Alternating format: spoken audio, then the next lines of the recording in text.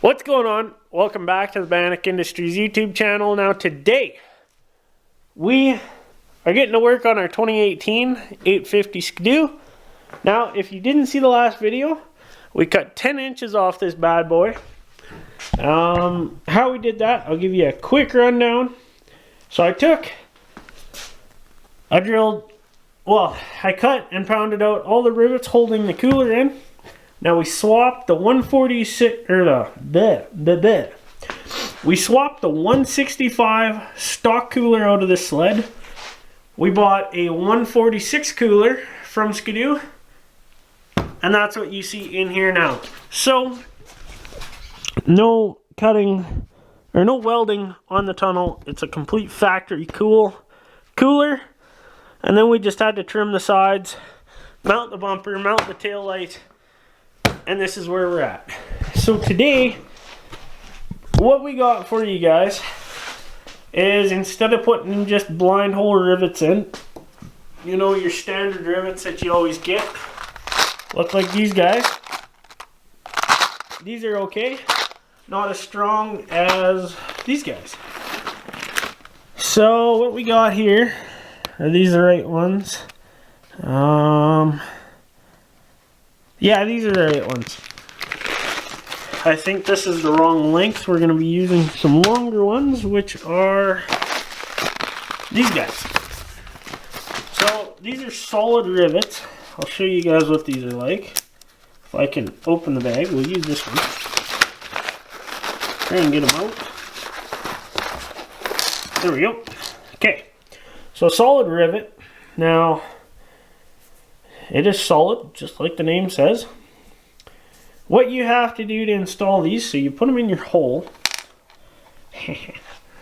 Then you take an air hammer. Of course, for this, you don't want a good like snap-on. I'm sure you could use it, but get the cheap air hammer out that comes in all your air kits. Turn the air compressor right down. You want to regulate your air.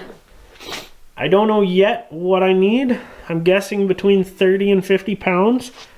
Because you want your hammer to sound a little more like that. I think that's about 20 pounds. So we're going to turn that up. But you don't want much. And then you take a drift. Old kingpin out of a Kenworth here. And then, so I'll try and set this on something flat. We'll use our table. So you take your rivet, of course it goes through the metals, then you sit it like that, and you air hammer, I'll try and show that a little better, hit, and then you just press it like that, pretend the air hammer is my thumb, and it'll flatten out that other side. So, we got our rivets. I bought a couple different sizes and a couple different lengths. So this is a 13/16 and a 3/8 length. It's not quite long enough for what we're doing here today. So I also have some 3/16 by half, and those I believe are the ones that we're going to need, because you want to have a certain amount sticking out. I believe the diameter of the rivet you want out. And then when you squish it, that's how much it should collapse. But we'll give them both a try. We'll see how they do. So I got the 3/16 ones. And then, because you have a few spots here where this bolt is. There's one more bolt right here. Those are 1/4 inch. And then there's some stuff on the front where the bulkhead mounts up, where we're going to be using these 1/4 inch ones. All in all, I got 400 rivets, right about 10 bucks a bag, so 40 bucks, and that's with shipping and stuff here in Canada. So to do it right, you know, it costs money, but we got the supplies we need. We have the air hammer. This is just a standard bit cut off, and then took a piece of round stock, welded it on. It's not going to be like whamming, so, you know, it doesn't need to be solid tool grade steel with tempering and hardening. Don't care. So that's what we're going to be doing today. It's going to be very loud. So pretty much going to be a time lapse. I will do one where I show you guys exactly how it goes. We'll see how loud it is and how well I can picture it on camera. So if I do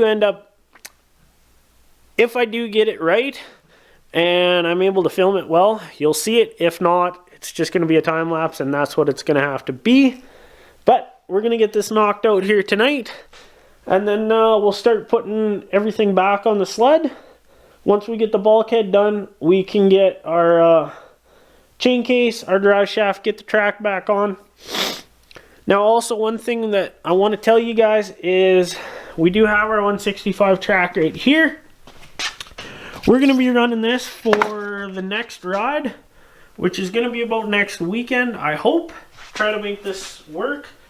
But if you're curious why I want a 10-inch chop, this sled is so much fun with the turbo, and it has so much power. So I bought I picked up this used 154.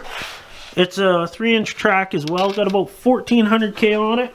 I got the track, plus I got pretty much a part skid.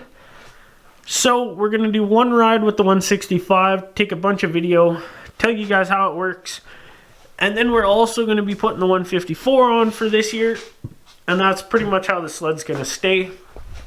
So it is going to be pretty much just a 154 with the Expert and a turbo. It's going to be really good. But enough of me talking. I'm going to get you set up, get the time lapse running, and get these rivets in.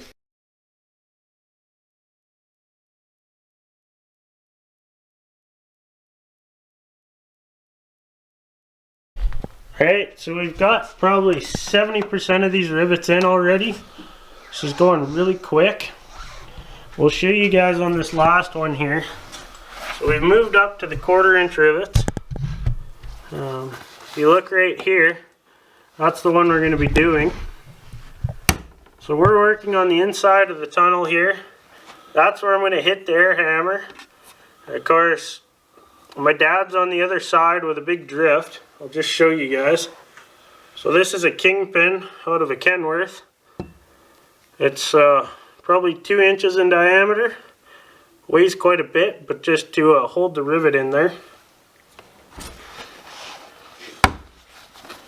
We have, for the 3/16, we had the air hammer set about 40 pounds. So about 30 pounds when you're running. For the quarters, we had to step up to 50 pounds. Again, we had that 10-pound drop, so 40 pounds while it's operating, 50 while it's at rest. So we're gonna hammer this one out for you guys. So just try and line up center. And then hammer it in until you get it nice and flush.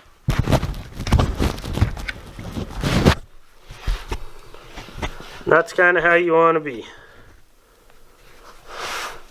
So just a nice little top on it. So we got all our 3/16 done. Now we got to move up here. We got 2 more quarters, and then we got a few on the side here to do, and then we're pretty much done with the solid rivets.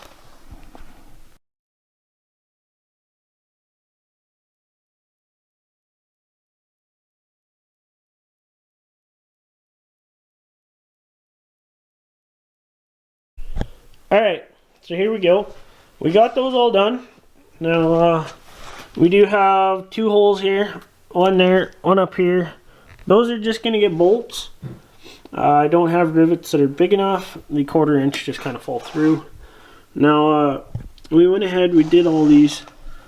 We kind of, we could squish these down a little more, but we left them a little fat. Just you don't want to go too much and make them brittle. So that's where we're at. All in all, doing those, you want 2 people. One guy on the back side, or the top side of the rivet, holding with a bar, and then someone else with an air hammer, hitting them. Really, to do all these rivets, fucking 20 minutes, and I would see we were done. I thought it was going to take longer, but went really well. So now what I'm going to do, I got to get the bolts in. We'll set the track under, and of course we're putting the 165 back in. Put the track, we'll get the drive shaft in. I'll get the skid under it tonight, and then I don't know, we'll see what time it is. I'll probably start throwing everything back on just because I want this thing done. And yeah, but yeah, we'll do the track, the skid, then probably the gas tank, put the turbo back in. The chain case we'll start doing. I won't have oil till this week. I gotta pick some up, but we'll get some of that. We gotta clean that as well. And then what else do we got to do? Yeah, just kind of put the top end back together, but she's coming along. We're going to time lapse most of this stuff because it's nothing really special to show you guys. When we tension the chain, I will show that and kind of go through a procedure. But yeah.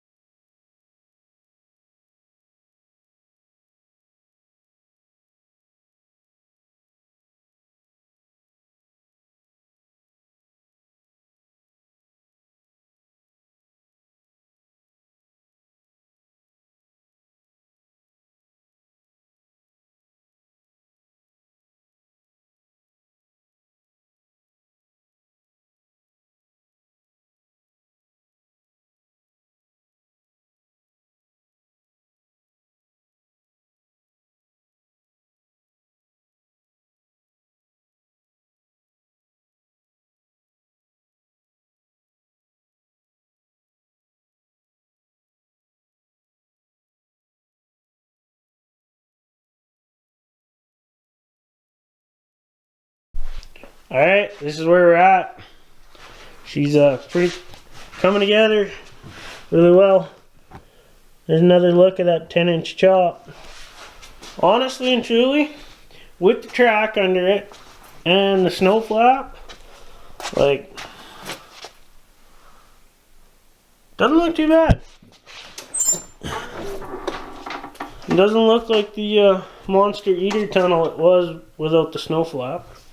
But still looking pretty good. Let's see, what else? Tank's back on. The foam worked out pretty well. It was a little tight, but once that all seats in, it'll be good. Yeah, so tank's hooked back up. We have this piece back on, looking okay. Got some of the wires we're in, fitted up. Track's in. I know the camera died, but just kind of set it up. Did the rear skid bolts first, and then the front ones. Of course, really one ride. Track's coming back out with the red marks that we made on the rear wheels. That's how we got our alignment for right now and track tension. Really. It's not bad. It's a little tight, but we'll run it a little bit, see how we're doing. And then yeah, the brake and the calipers back on. That's all torqued down. Covers on. That was actually really easy.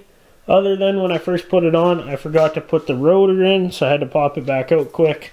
But nothing terrible. Yeah. She's coming along. It's pretty much 20 to 11 right now. So I'm calling it a night.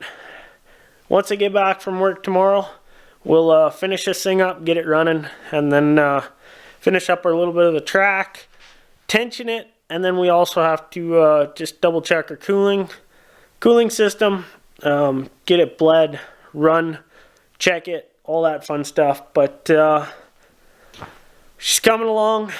I am going to give the tunnel here, these rivets, just a quick paint tonight, but you know, that won't be on the video. Just doesn't really matter. So see you tomorrow. Alright, new day. We're back here.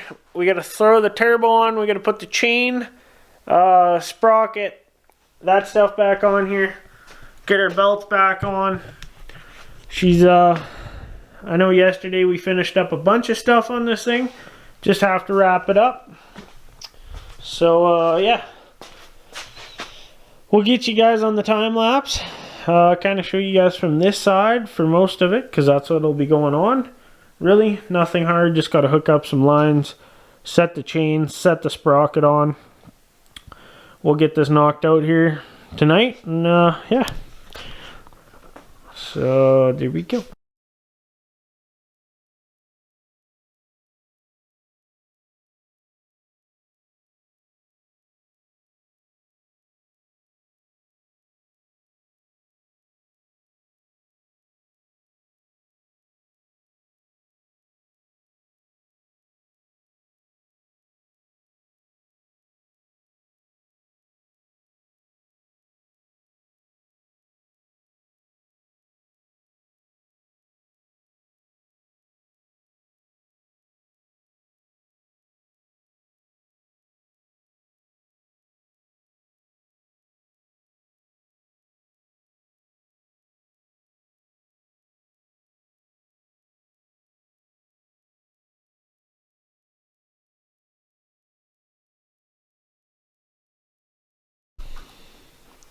Alright, here we go. Sled's all back together.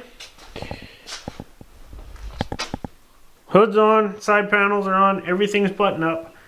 The chain case does not have oil in it right now, but I still got to pick that up. It'll be like a 4-minute process to put that in. One thing, when you go to tighten up your, if you want to tighten the chain, I got this tip off of Dave Nerona, who's a factory Skidoo rider, if you don't know that. Now what they say is if you take this and you rock it back and forth, you can hear your chain. You want this as tight as possible with a little bit of movement. So just screw in the adjuster on the side of the chain case till it's just snug. And just kind of feel for your adjustment there. And that's what you're looking for. We'll just leave that out. So, if you liked the process, you liked what we showed, you know, give us a big thumbs up. Be sure to subscribe to the channel. The more subscribers we get, we're like 118 now. Jumped up over the last few days really, really well. A lot of you guys came to see this project, so thank you for tuning in. Now, we're going to Golden next weekend, so you'll see riding videos coming soon. But this is the end of the video here. Stay tuned. We got a lot of fun things coming. And after we get back from Golden, we'll be swapping out the track for the 154. Then going riding again and seeing the differences. So that is coming. If you have any comments or any things you want to see, be sure go down below. If you type it in there, I will get back to you. And or if you want me to answer something or show something in an upcoming video, just let me know. And then we'll, we'll make sure to do that for you guys. But thanks again for watching. We'll see you next time.